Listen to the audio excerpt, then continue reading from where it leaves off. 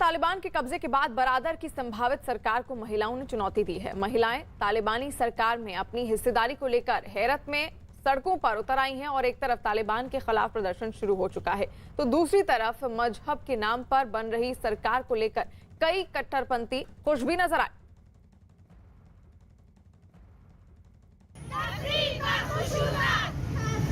अफगानिस्तान के हेरात में हाथों में विरोध की तख्तियां और जुबां पर नारे लेकर सड़कों पर महिलाओं का उतरना कोई मामूली घटना नहीं।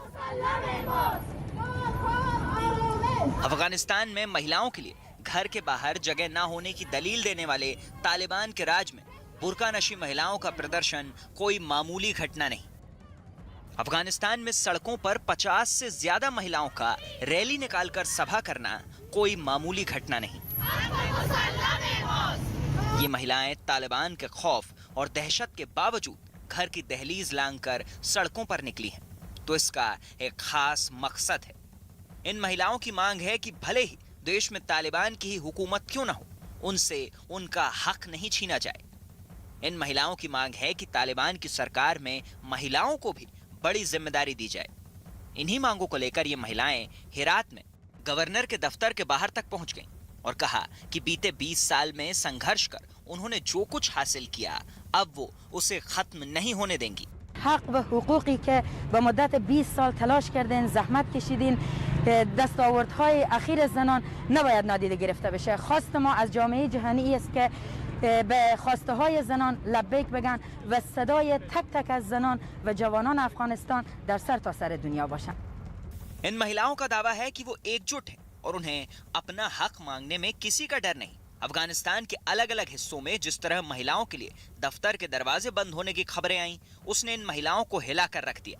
महिलाओं के लिए बिना पुरुषों के घर से बाहर निकलने पर रोक और 10 साल से ज्यादा उम्र में पढ़ाई पर रोक की खबरों ने भी इन्हें झकझोर दिया। अब ये महिलाएं नारा लगा रही हैं, बुर्का पहनने को हैं तैयार, मिले पढ़ने का अधिकार।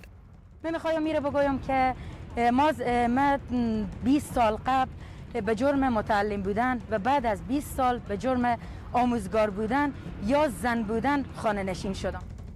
हेरात में महिलाएं प्रदर्शन के लिए निकली तो इसने काबुल की महिलाओं को भी अपनी आवाज उठाने की हिम्मत दी। काबुल में भी कुछ महिलाएं ऐसी ही मांगों को लेकर विरोध जताने सड़कों पर निकल आईं। इस गुस्से की वजह साफ है। 20 साल पहले जिन्हें पढ़ाई करने और स्कूल जाने पर अपराधी माना जाता था, अब 20 साल बाद उन्हें टीचर और महिला होने की वजह से अपराधी माना जाना गवारा नहीं, भले ही अंजाम कुछ भी हो। जाहिर है पिछले 20 सालों में कुछ बदला हो या ना बदला हो, अफगानिस्तान में रहने वाली कई महिलाओं की सोच जरूर बदल गई है। तालिबान ने जब काबुल में कदम रखा तो उन्होंने अपना उदारवादी चेहरा दिखाते हुए ये कहा कि महिलाओं को वो उनका पूरा अधिकार देंगे। लेकिन जैसे जैसे समय बीत रहा है, तालिबान के कदम अफगानिस्तान में और मजबूत हो रहे हैं, वैसे वैसे उनका असली चरित्र और दोमुहा चेहरा सामने आ रहा है। यही कारण है कि महिलाओं में नाराजगी बढ़ रही है। एक तरफ महिलाएं अपनी असली आजादी की मांग करती दिखीं, तो दूसरी तरफ काबुल से एक अलग आवाज भी सुनाई पड़ने लगी। तालिबान के कब्जे के बाद अब काबुल की सड़कों पर सन्नाटा नजर आने लगा है और ज्यादातर दुकानदार। और इस वक्त की बड़ी खबर सामने आ रही है, तालिबान पर भारत का बयान सामने आया है। भारत अमेरिका की तालिबान पर नजर है, ये बयान सामने आया है भारत का। अब तालिबान को लेकर भारत के विदेश सचिव का बयान सामने आया है। लगातार वहां पर अब सरकार बनाने की खबरें सामने आ रही हैं अफगानिस्तान में, और हमारी नीति वेट एंड वॉच वाली है, ये विदेश मंत्रालय द्वारा बयान जारी किया गया है।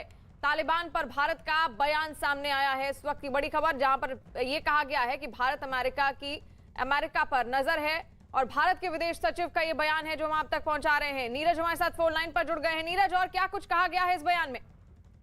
शिवानी, देखिए 3 दिन की यात्रा पे विदेश सचिव हर्ष श्रृंगला गए थे अमेरिका और वॉशिंगटन डीसी में। जब उन्होंने यात्रा की समाप्ति की उस दौरान कुछ पत्रकारों से बातचीत में उन्होंने कहा है कि तालिबान पर भारत और अमेरिका दोनों की नजर है और दोनों इस बात का ध्यान रखेंगे कि कैसे वो एक्शन ले रहा है तालिबान के मसले पर। दूसरी महत्वपूर्ण बात है कि ऐसे में जबकि आज काबुल में इस बात की संभावना है कि तालिबान सरकार की घोषणा होगी, उस बीच विदेश सचिव ने भारत का पक्ष रखते हुए कहा है कि तालिबान से अभी भारत की जोरदार बातचीत नहीं हुई है और संपर्क भी बहुत ज्यादा नहीं हुआ है, लेकिन अभी तक का जो संपर्क है वो सीमित है। लेकिन एक महत्वपूर्ण बात उन्होंने ऐड किया है कि जो अब तक तालिबान से बातचीत हुई है जितनी भी, उससे ये महसूस होता है कि मसलों को हल करने में तालिबान जो है वो तर्कशील होगा। यानी पिछला तालिबान जो है वो पिछली बार जो तालिबान था वो मौजूदा तालिबान अलग है, पिछली बार से थोड़ा अलग होगा, एक संकेत दिया है।